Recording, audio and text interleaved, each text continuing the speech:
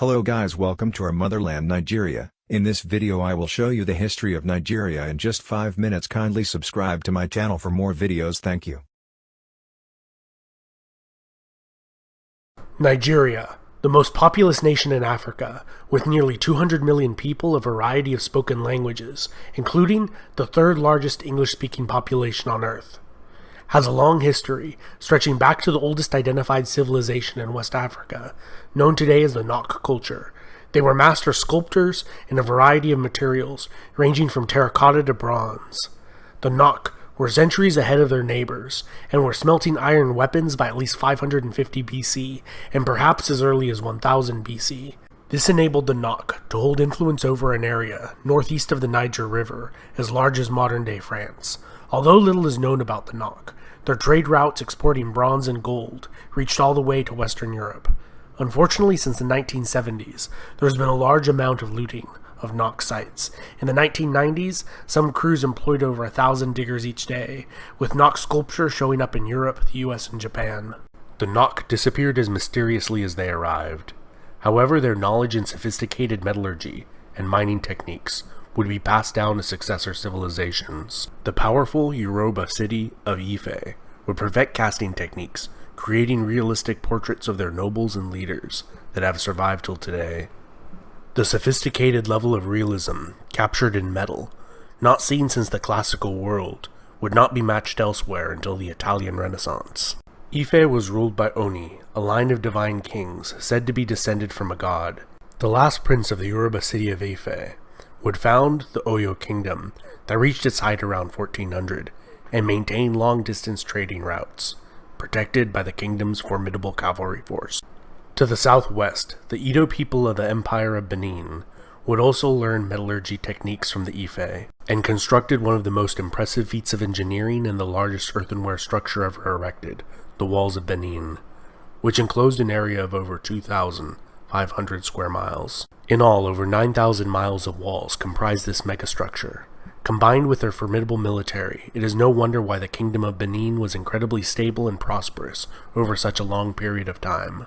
To the north of Edo, according to legend, was a kingdom ruled over by a line of female queens, one of whom married an adventuring hero from Baghdad in modern-day Iraq.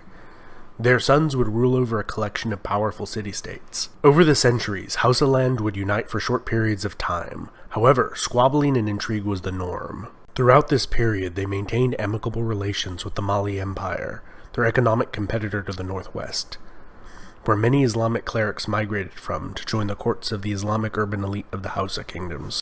The Igbo kingdom of Nri was ruled by a priest king, and expanded its territory through sending converts to spread their faith in surrounding cities and towns.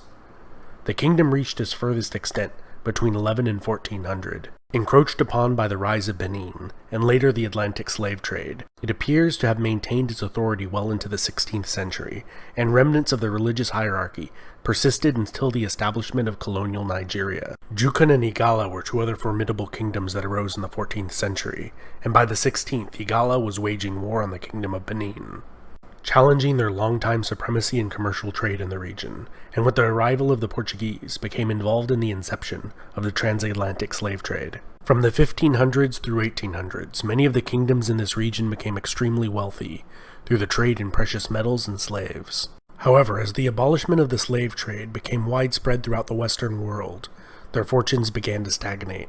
In 1804, the Sokoto Caliphate would conquer and unite the Hausa kingdoms. At its height, the Caliphate linked over 30 different emirates and was populated by over 10 million people, forming the most powerful state in the region. In his conquest, it captured approximately 2.5 million non-Muslim slaves, whom they put to work in large plantations and heavily incentivized to convert to a more comfortable life.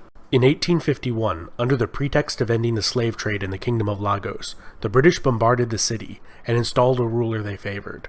10 years later, they annexed the city in 1861, establishing the crown colony of Lagos. Lagos has been a prosperous commercial center ever since. The Royal Niger Company was established in 1879 to administer the region, and by 1900 had conquered all of southern Nigeria, destroying much of the fabled walls of Benin. The company was disestablished that same year. The Protectorate of southern Nigeria was established, and the conquest of the Sokoto Empire began in 1900. and by 1903, all of modern-day Nigeria was under British control. The colony and protectorate of Nigeria lasted for 46 years, and was governed through a system called indirect rule, where regional emirs and local rulers were given wide authority as long as the colonial government was allowed to conduct its business and gather taxation. In 1960, the First Republic of Nigeria obtained its independence from the British Empire, which was weakened after fighting the Second World War. In 1967, the Republic of Biafra was declared in the southeast of Nigeria, fueled by the persecution of the Igbo living in northern Nigeria, and control over the lucrative oil production in the Niger Delta played a major role in fueling this conflict that saw over 150,000 soldiers killed and millions displaced. The Civil War initiated a series of military leaders of Nigeria, lasting after the Civil War had ended with a united Nigeria. Following the assassination of General Murtala Muhammad, his successor initiated a process of disestablishing military rule and bringing back a republic. This republic was short-lived, lasting from 1979 to 1983, when it was overthrown again. After 8 years of rule by General Ibrahim, he re-established a democracy that lasted for less than a year, which was overthrown by General Sani Abacha. Abacha died mysteriously and was buried without an autopsy. His successor again re-established a democracy that has lasted till the current day. This has been Epimetheus, and I hope you enjoyed that overview of Nigerian history. Don't forget to hit the bell icon to get notifications every time I make a new video, and subscribe.